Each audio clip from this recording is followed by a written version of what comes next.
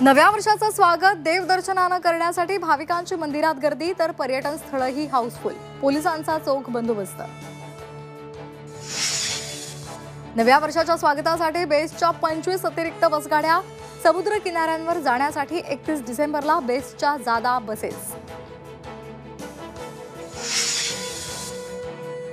अंजली दमानिया यांच्या धरणे आंदोलनाचा आजचा तिसरा दिवस। वाल्मिक कराडला अटक होईपर्यंत आणि धनंजय मुंडेंचा राजीनामा घेईपर्यंत आंदोलनावर अंजली दमानिया ठाम।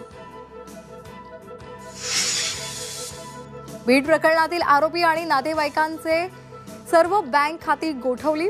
मालमत्ता जप्त करण्यासंदर्भात कोर्ट आदेश देण्याची शक्यता।